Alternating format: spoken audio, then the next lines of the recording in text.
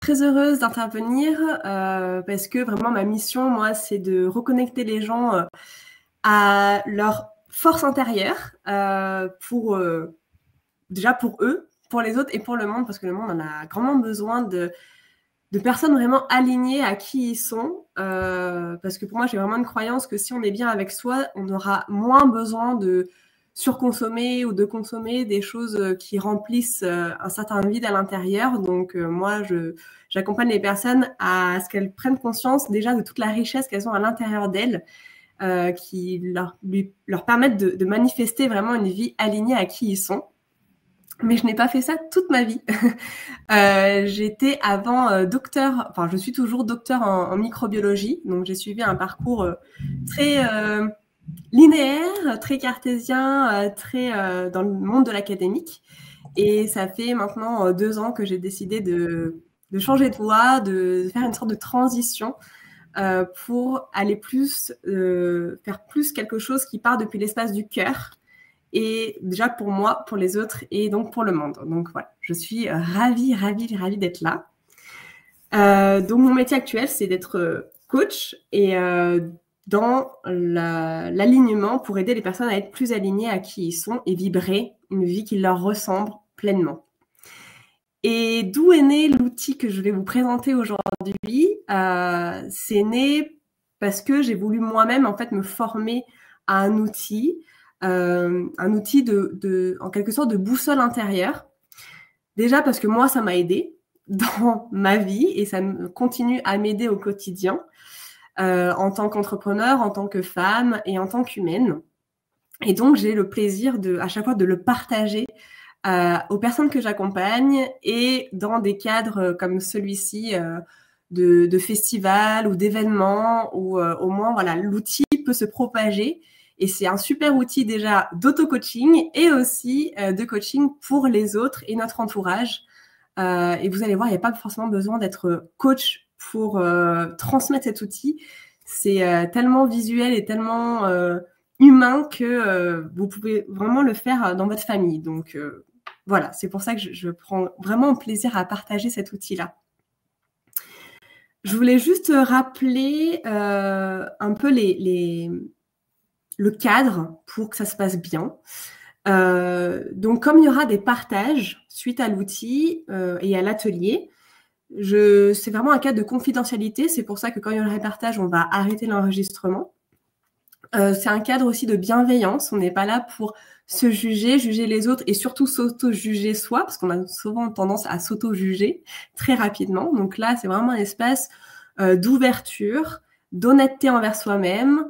Et il y a tout qui est juste. Donc voilà, la bienveillance, le non-jugement. Et j'invite beaucoup à l'écoute active. Il y aura des partages en groupe. Et voilà. Ce qui est important, c'est que quand une personne parle, on ne lui coupe pas la parole. Et on attend que la personne nous donne un signe qu'elle a terminé de parler pour qu'on puisse enchaîner. Sans perturber une personne qui n'a peut-être pas eu le temps de tout dire ce qu'elle pensait. J'ai envie de vous demander, est-ce que vous voyez autre chose dans le cadre que j'ai peut-être omis et que vous trouvez important pour vous pour que tout se passe bien durant l'atelier?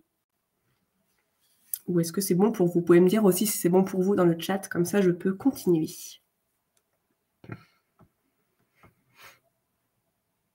Parfait. Merci Jennifer. Alors, voici l'outil. Pour l'instant, donc comme a dit Vanessa, vous pouvez mettre en plus grand dans le mode d'affichage en dessous. Il y a agrandir le contenu et donc vous pouvez voir en plus grand si c'est plus simple pour vous. Donc c'est une roue et moi j'aime appeler cette roue notre boussole intérieure. Il y a 8 rayons et les 8 rayons correspondent à 8 vibrations qu'on a à l'intérieur de nous. Chacun d'entre nous, on a tout ça. On a la sécurité intérieure, la joie créative, l'action spontanée juste, l'écoute du cœur, la parole juste, l'intuition, l'abondance et l'attention à l'instant présent. Donc peut-être que là, ça ne vous parle pas tout de suite, mais je vais vous guider, vous inquiétez pas, sur chacun des rayons. Et on va aller voir à l'intérieur de nous comment ces vibrations résonnent à l'intérieur de nous. Le but de l'atelier, c'est mieux se connaître pour définir son avenir professionnel.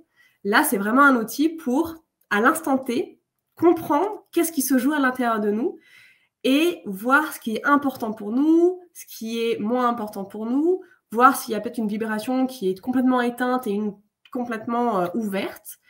Et ça va pouvoir être des guides pour définir un avenir professionnel et aussi personnel qui vraiment correspond à nous et à ce qu'on a envie pour nous et pour soi et pour le monde. Donc, c'est un exercice qui est à faire en étant le moins possible dans le mental, qui va essayer de nous protéger, nous protéger par rapport aux attentes ou aux exigences un peu extérieures. Là, le but, c'est de se recentrer sur soi, d'être honnête avec soi-même et de se rendre compte que notre corps et notre être à l'intérieur a sa propre intelligence, sa propre sagesse. Et des fois, on a les réponses à nos questions déjà en soi et nous, on va pourtant les chercher à l'extérieur. Et le but, là, c'est de montrer qu'on a tout en soi pour manifester une vie qui vraiment nous ressemble. Avant d'aller dans le détail, moi, j'aime beaucoup tirer des cartes. Et j'ai tiré une carte avant de commencer l'atelier pour savoir un peu dans quelle énergie l'atelier allait être.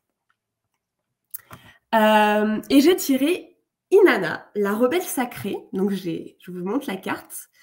Et cette carte invite à vous affranchir du regard des autres et pour incarner votre propre chemin.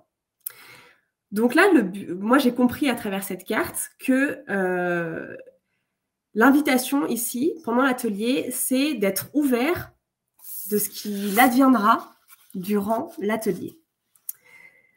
D'être aussi dans le non-jugement envers soi-même, je le répète, et de s'autoriser à bouger un peu des croyances qu'on peut avoir pour vraiment observer notre roue avec recul, bienveillance et en fait se choisir pleinement. Donc, comment ça va se passer? Je vous invite à prendre, si vous avez, un crayon avec une feuille ou un cahier, dans tous les cas, de quoi écrire. Et je vais vous guider sur chacun des rayons. Je vais vous laisser 2 minutes par rayon. Donc, je vous dirai, je fais la maître du temps, ne vous inquiétez pas. Et on va aller rayon par rayon. Donc, je vais expliquer en quoi consiste le rayon en question. Je vais vous donner un exemple avec moi pour illustrer, en fait, vous aider à trouver des choses à écrire sur le rayon. Et ensuite, je vous laisserai 2 minutes pour écrire tout ce que vous avez envie d'écrire par rapport à ce rayon-là. Est-ce que vous avez des questions? N'hésitez pas, j'aime bien pour les questions, moi, que vous preniez le micro si ça vous dit, sinon écrivez.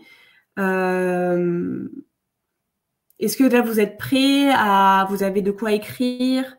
Vous êtes bien installés avant qu'on commence?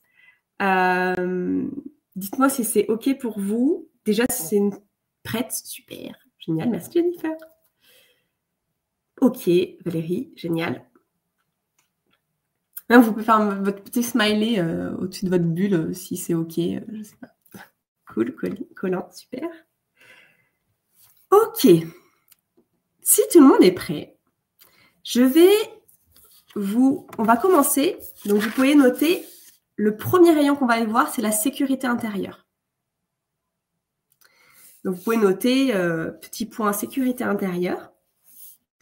Et en fait, la sécurité intérieure, je vous invite à noter toutes les activités, les situations, les moments dans votre vie.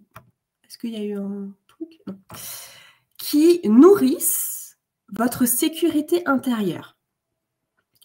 La sécurité intérieure, c'est une sensation d'être stable, d'être ancré, d'être en confiance dans votre corps, dans votre tête. C'est un sentiment où vous vous sentez pleinement autonome, où vous sentez que vos besoins seront totalement nourris. Ça peut être j'ai de la nourriture tous les mois, j'ai un toit tous les mois, j'arrive à prendre du temps de repos. Et pour vous donner un exemple, moi, en sécurité intérieure, ce que je fais dans mon quotidien actuellement et qui me nourrit au niveau de la sécurité intérieure, c'est tout ce qui est des créations dans le cadre de mon entreprise. Je suis hyper en confiance quand je crée des contenus et quand j'ai vraiment une foi grande dans mon entreprise.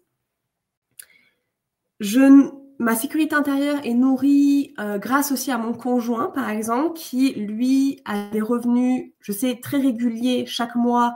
Donc, je me sens vraiment en sécurité au niveau financier grâce à mon conjoint.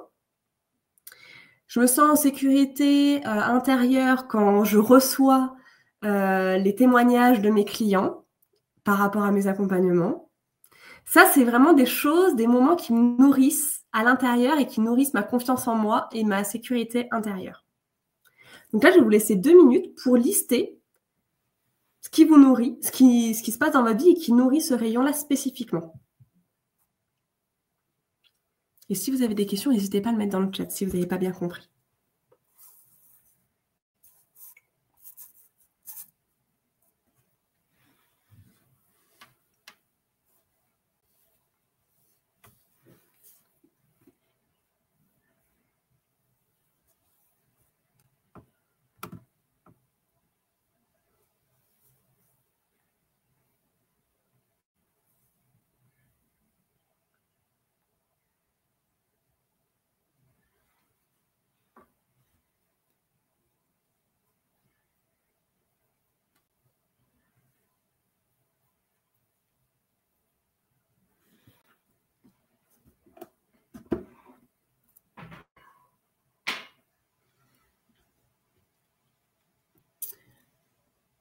Alors, je n'arrive pas à activer mon micro, je ne trouve pas le menu en question. De quel menu tu parles, Valentine? Si je peux me permettre, du coup, en fait, vous avez normalement marqué en haut à gauche Global. Sur la même ligne, vous avez le nom de l'atelier, mieux se connaître pour définir son avenir professionnel, puis un icône qui s'appelle Invité, puis après la caméra, il y a une petite caméra et un petit micro. Il y a 2 bulles, une qui ressemble plutôt à une caméra, une au micro. Normalement, le micro est en barré rouge, donc vous pouvez cliquer dessus et ça permet d'ouvrir le micro. Est-ce que ça vous aide?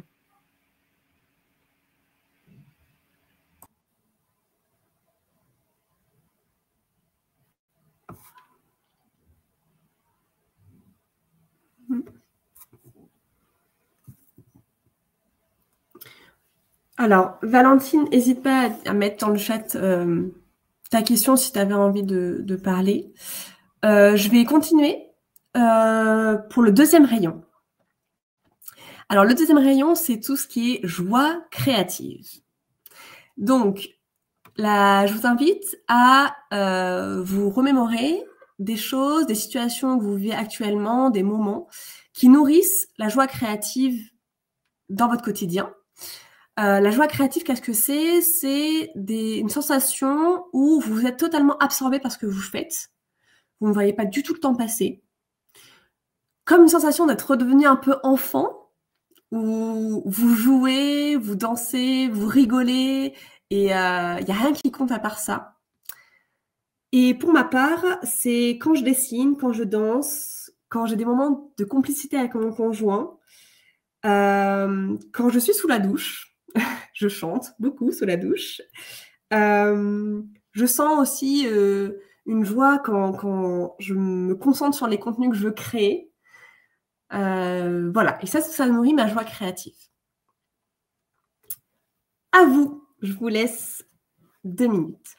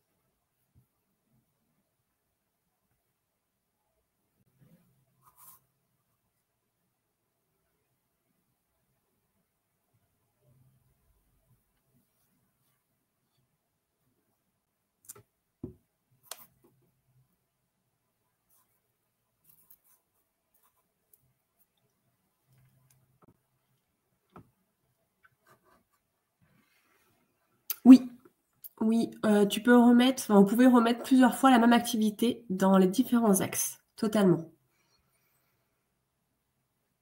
Une activité peut nourrir plusieurs rayons et c'est ça qui est intéressant.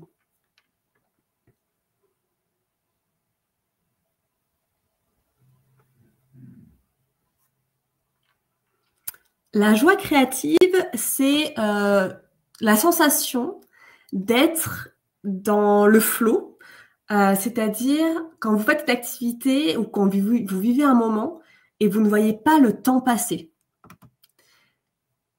C'est l'impression voilà, d'être vraiment dans l'instant présent et trouver vraiment de la joie dans ce que vous faites, sans vous poser 10 millions de questions.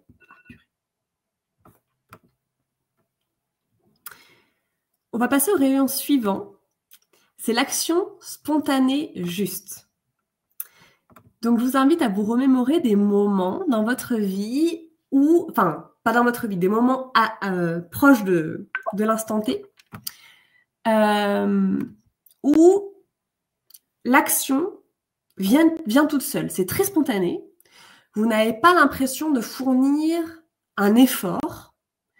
C'est naturel pour vous de faire telle ou telle action.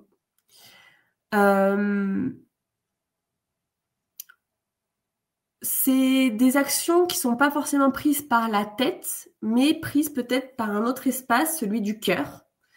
C'est un peu comme un appel des tripes et vous avez envie de faire ça, donc vous le faites. Et quand vous le faites, vous vous sentez énergisé. Ça ne vous prend pas de l'énergie, justement, ça vous en redonne. Et vous faites ça avec une certaine clarté mentale très forte, parce que c'est quelque chose de très naturel pour vous. Par exemple, de mon côté, c'est quand j'organise mon planning pour la semaine d'après. Ça, c'est un kiff pour moi de faire ça, tout en me laissant des zones un peu aussi de creux. J'aime faire ça et ça me prend pas de l'énergie, justement, ça m'en fait gagner parce que je visualise ma semaine d'après et c'est chouette.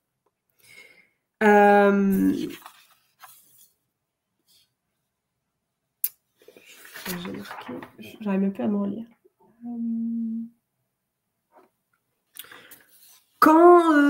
Alors c'est beaucoup lié avec mon entreprise, hein, c'est pour ça qu'il y a pas mal de choses qui peuvent revenir, mais j'ai beaucoup de l'action juste quand j'imagine un contenu et que j'ai envie de le faire, et ou alors quand je coach aussi, ça c'est chouette. Quand je coach, je donne de l'énergie à mon coaché et en même temps, à la fois, moi j'en reçois parce que c'est vraiment quelque chose de naturel.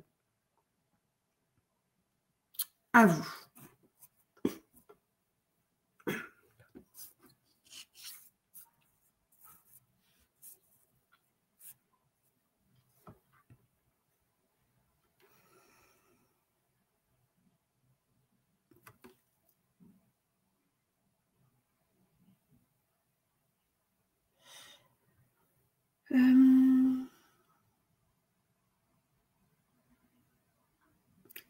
Alors, je suis désolée, Alice, j'ai pas compris ta question.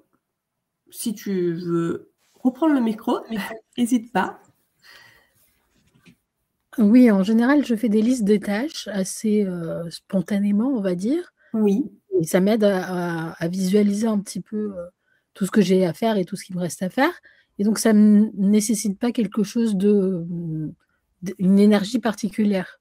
Est-ce que c'est ce type de tâche, d'activité qui serait intégré dans ce cercle?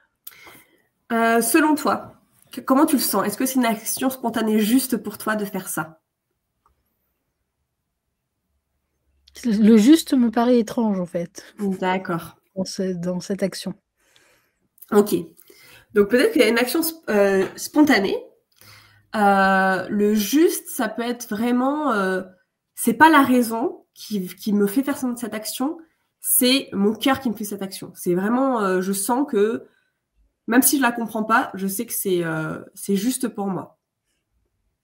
Est-ce que c'est une action plus faite par quelque chose où c'est... Bon, je le fais parce que je me sens obligée de le faire, ou c'est quelque chose que tu aimes faire?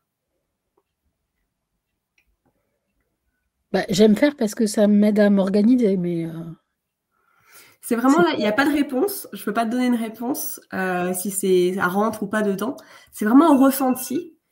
Comment ça résonne en toi? Si tu sens que c'est spontané, mais c'est pas forcément, ça te nourrit pas comme activité, peut-être que ça le rentre pas dedans. Mais si c'est quelque chose qui te nourrit, qui t'apporte, qui te fait du bien, là, ça peut rentrer dedans.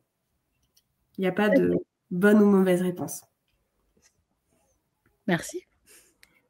On va passer au 4e rayon, qui est l'écoute du cœur. L'écoute du cœur, donc c'est tous les moments où vous vous sentez empli de ce sentiment de gratitude, d'amour, que ça soit pour les autres, pour ce que vous faites. Vous êtes vraiment à l'écoute de vos émotions, qu'elles soient agréables ou désagréables. Vous les aimez telles qu'elles sont et vous savez que ça va vous apporter quelque chose. Vous avez une foi sur l'apprentissage derrière ces émotions et vous sentez l'énergie où vous donnez, mais également vous recevez. Par exemple, moi, dans ces moments-là que je vis avec vous, je suis hyper dans l'écoute du cœur parce que je veux être là pour vous, je donne avec amour mes contenus et j'adore vous écouter, donc j'ai vraiment les deux. De manière générale, quand je communique sur mon activité, c'est vraiment depuis un espace du cœur. Quand je suis en nature aussi, je suis très reliée depuis cet espace-là. Quand je discute avec mes copines entrepreneurs, bah, c'est un kiff aussi et j'aime beaucoup être avec elles. Voilà, c'est des petits exemples. Je vous laisse 2 minutes.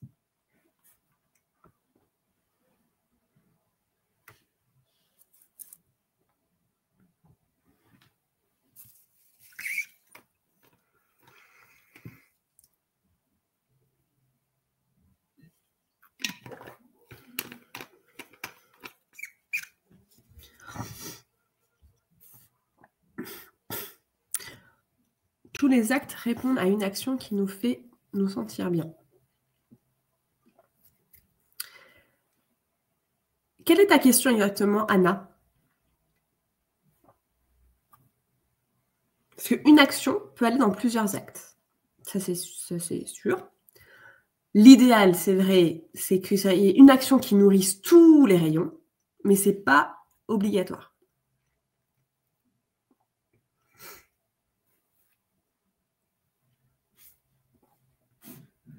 Ah, je n'ai pas de micro. Ok. Est-ce que c'était ça ta question? Est-ce qu'il y a forcément une action qui nourrit tout? L'idéal, c'est ça. Enfin, l'idéal. La quête, on va dire, d'une vie, ça serait de vivre une activité qui nourrit pleinement tous les rayons. Mais si ce n'est pas le cas, on ne va pas se flageller, mais on va trouver en sorte des petites choses qui nourrissent d'autres rayons qui ne sont pas nourris, etc. Je ne sais pas si je réponds bien à la question.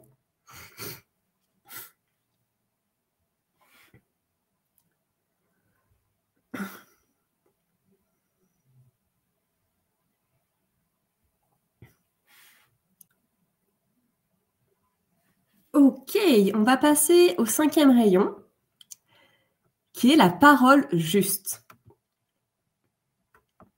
La parole juste, c'est tous les moments de votre vie actuelle à l'instant T où vous arrivez à vous exprimer en toute authenticité. Vous arrivez à exprimer ce qui est présent en vous sans peur du jugement, sans vous empêcher, en fait, sans avoir ce petit doute. Vous osez vous exprimer,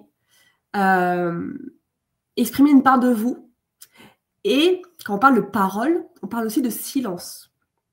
Donc, dans quel moment de votre vie vous arrivez à savourer le silence sans avoir forcément besoin de le remplir?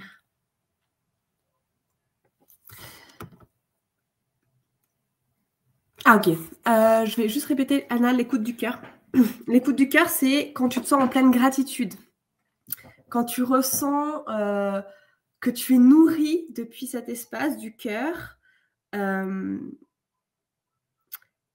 Quand tu es vraiment en harmonie avec tes émotions, que tu les aimes, quand tu as un amour sur toi-même, quand tu as un amour envers les autres, quand tu as un amour avec la nature, l'extérieur. Est-ce que ça te parle un peu plus? Ok. Donc là, on est passé à la parole juste. Donc, c'est dans quel moment vous arrivez à dire votre vérité aux yeux du monde ou aux yeux de personnes peut-être particulières. D'autres, c'est un peu plus difficile. Moi, par exemple, j'ai noté qu'avec ma communauté, dans le cadre de mon activité, avec mon homme, dans certaines conditions, j'arrive vraiment à bien parler, je n'ai pas de peur, c'est hyper fluide, j'ai confiance en ce que je dis et j'ai envie de m'exprimer. Par contre, avec ma famille, c'est beaucoup plus difficile. Quand je suis avec ma famille, je suis coupée parce que je ne suis pas entendue, donc je préfère me taire. Et pour moi, la parole juste, dans cet environnement-là, c'est très, très difficile.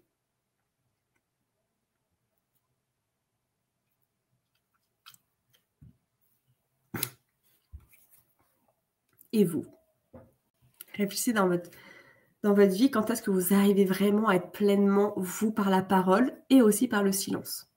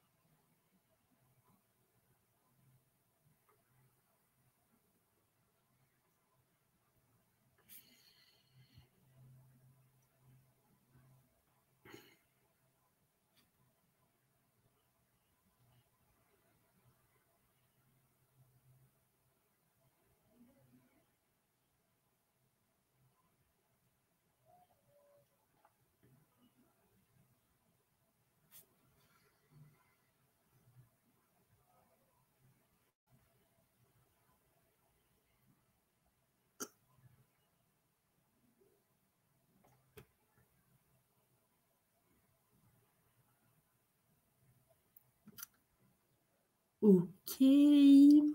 On va passer au rayon suivant, qui est l'intuition. L'intuition, ramenez à vous des moments où vous entendez déjà, ou vous captez peut-être des signes, des synchronicités, des symboles peut-être. C'est une sensation où vous allez quelque part sans comprendre pourquoi, il n'y a rien de rationnel, mais vous sentez que c'est ça, cette action-là, ce moment-là, cette personne-là, que vous voulez faire, que vous voulez aller voir, mais c'est inexplicable de l'extérieur, même pour votre raison, mais vous sentez qu'il y a quelque chose qui se passe. C'est peut-être aussi la toute petite voix avant que le mental arrive, où vous captez à peine, mais vous sentez qu'il y a un truc.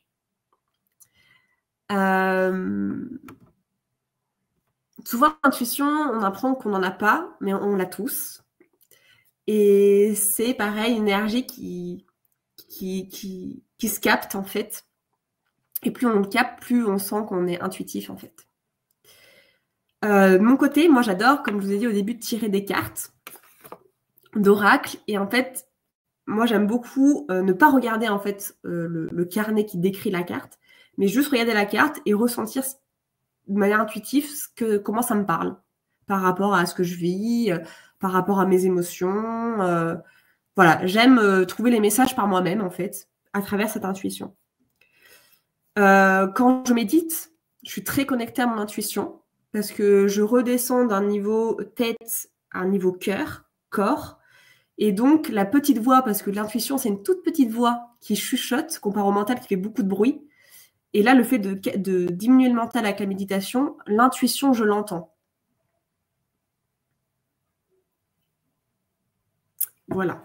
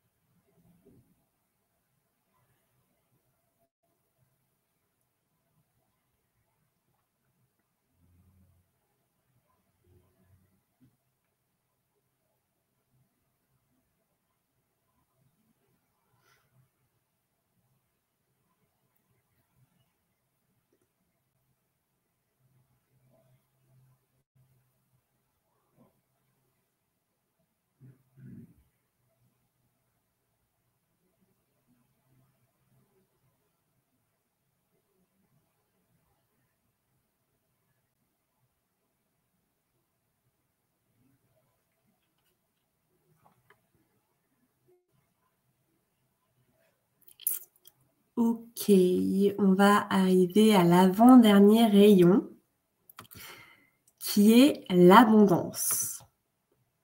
Qu'est-ce que c'est l'abondance? L'abondance, c'est un sentiment, une sensation où vous vous sentez connecté à plus grand que vous. Ça peut être la lune, les étoiles, l'univers, on peut mettre le mot qu'on veut derrière ça, mais vous sentez qu'il y a quelque chose de plus grand que vous. Et inversement, vous sentez qu'à l'intérieur de vous, il y a des choses qui se passent, qui vous dépassent, et pourtant, il y a du mouvement, il y a des choses, il y a un sentiment d'ouverture aussi au monde, mais à votre monde intérieur et aussi au monde extérieur. Et pour vous peut-être illustrer, par exemple au printemps, quand les bourgeons s'ouvrent, c'est une forme aussi d'abondance. D'un seul coup, il y a la vie qui revient, il y a beaucoup d'énergie qui remonte. Donc ça peut être extérieur et aussi à l'intérieur de vous. Par exemple, moi, je sais que je ressens beaucoup d'abondance quand je regarde la nature, donc de côté extérieur, surtout que j'habite près des montagnes. Et il y a ce sentiment de grandeur, et je me sens toute petite. Et à la fois, je me dis, waouh, c'est beau parce que je ne suis pas seule dans le monde et je me sens reliée.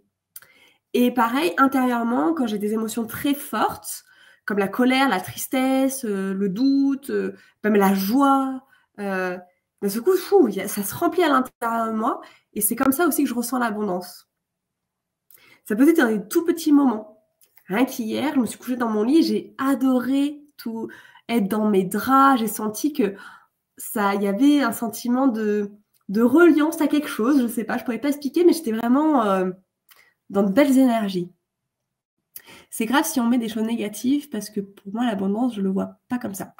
Je serais hyper intéressée de savoir comment tu vois l'abondance, parce que c'est vrai qu'en fonction des personnes, la définition est différente. Donc, si ça te dit de partager ta définition de l'abondance, bah, ce sera avec grand plaisir. Et non, c'est pas grave si on met des choses négatives. Ou plutôt désagréables. Non, pas du tout. Je le vois plutôt comme de l'excès et de quelque chose qui nous fait pas du bien. D'accord, ok. Alors là, l'abondance que je parle, c'est par exemple l'abondance financière. C'est le fait d'avoir une sorte de confort, quelque chose de confortable dans le fait d'avoir un minimum d'argent qui nous ramène à notre sécurité intérieure. L'abondance dans les émotions, mais sans nous submerger. Peut-être que là, il y a l'aspect excès qui arrive. Mais ouais, c'est super intéressant ce côté abondance. que ta définition à toi. Et ma définition dans le cadre de l'atelier, c'est plus côté négatif, positif, pas forcément positif, mais agréable plutôt. Mais c'est intéressant de noter les choses un peu plus désagréables dans ce rayon-là aussi.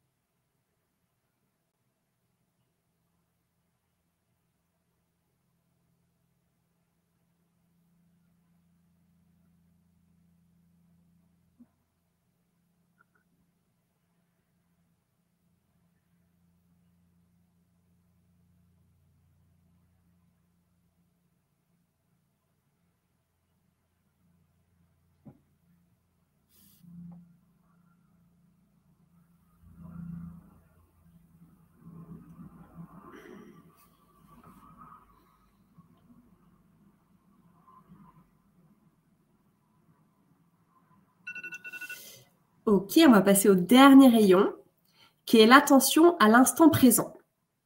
Donc là, c'est des moments dans votre vie où vous êtes pleinement connecté à l'instant présent, où vous arrivez à ralentir pour capter ce qui se passe autour de vous à l'instant T, où vos 5 sens sont en éveil, où vous êtes à l'écoute de votre respiration, où vous êtes pas dans le futur ni dans le passé, dans votre tête, mais vraiment dans ce qui se passe autour de vous à l'instant T. Moi, c'est quand je médite. Là, je capte ma respiration, je vois mes pensées qui passent, mais je m'y accroche pas. Je suis connectée vraiment à mon ancrage quand mes pieds sont sur le sol, les fesses sur la chaise. Je me relie à ça. Quand je fais l'amour aussi, avec mon homme, c'est des centimes. Je ne suis pas dans le passé ni dans le futur, je suis avec lui dans le moment, dans l'intention, à l'instant présent. Quand je coach aussi, là, je suis 100% avec la personne en face de moi et je ne suis pas dans qu'est-ce que je vais faire après, qu'est-ce que j'ai fait avant. Voilà.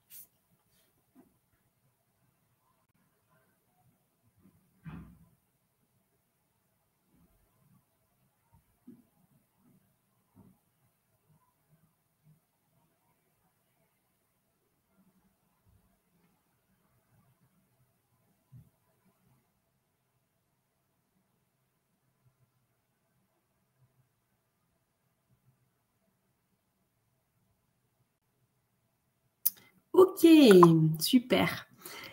Maintenant, ça va être un temps de partage. Mais avant ça, vous allez reprendre chacun des rayons. Et en fait, par rapport à ce que vous avez ressenti en écrivant, vous remémorant des moments, vous pouvez vous inspirer de la roue que je diffuse en face dans l'écran là. Et en fait, mettre une note pour chaque rayon entre 0 et 8. 0, c'est quand vraiment vous n'avez rien trouvé dans votre vie actuelle qui nourrit le rayon en particulier. Et 8, c'est quand il y a plein de choses dans votre vie qui nourrissent ce rayon-là. Donc, c'est pour ça que là, j'invite beaucoup au non-jugement. Parce que s'il y a des rayons où vous avez 2, 3 et vous culpabilisez peut-être de ne pas avoir 7 ou 8, c'est pas grave. C'est justement une observation à l'instant T et ça va permettre peut-être de nourrir des actions pour aller nourrir ce rayon qui est un peu plus faible que les autres. Donc voilà, j'espère que la complicité a été claire. Voilà, prenez le temps pour chaque rayon. Là, je vous laisse vraiment 1 minute pour réfléchir entre 0 à 8, chaque rayon, comment vous le ressentez à l'intérieur de vous. Est-ce que c'est plus 0? Est-ce que c'est plus 8? Et ensuite, dès que vous avez votre chiffre, vous pouvez relier les points sur la roue, là, en vous inspirant de la roue que j'affiche, et voir la toile qui se crée. Donc, je vous laisse 1 minute pour faire ça. 1 minute 30. Allez.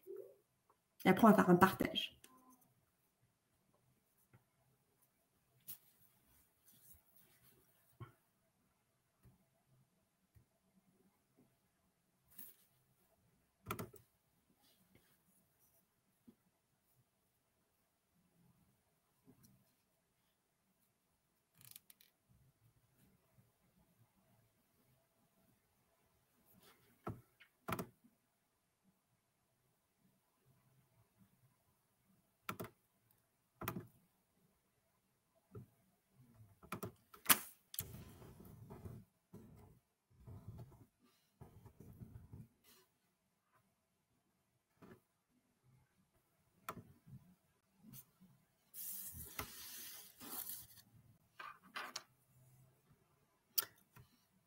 Si, tu peux mettre la même note. Parce qu'en fait, c'est vraiment des rayons distincts. Donc, moi, par exemple, j'en ai 2 où c'est 5. C'est parole juste, c'est instant présent. J'en ai quelques-uns où c'est 7. Et donc, voilà. C'est vraiment chaque rayon a sa note particulière. Il n'y a pas de note différente à mettre. Je vais vous inviter maintenant à partager en duo, si ça ne vous fait pas trop peur. C'est intéressant de partager en duo parce que ça peut faire écho à l'autre, ce qu'il va dire. Ça va faire écho chez nous. Donc là, juste, je mets quand même des règles. C'est qu'on va vous mettre dans des salles. Donc le but, c'est de dézoomer. Vous allez voir, vous allez avoir des salles autour de vous. 2 par 2. Et je vous laisse 2 minutes par personne. Ça peut être court, je sais. Mais le but, là, c'est de dire les choses très spontanées qui vous viennent en regardant votre roue. Quand vous regardez votre roue, la toile qui s'est formée avec les notes que vous avez mises sur les rayons, qu'est-ce que ça vous inspire? Qu'est-ce que vous ressentez en regardant cette roue qui est votre, personnelle? Et très spontanément, qu'est-ce que vous avez peut-être envie de mettre en place spontanément pour nourrir la roue d'une certaine manière? Donc, du coup, moi, je vais arrêter l'enregistrement puisqu'on est arrivé au bout de cette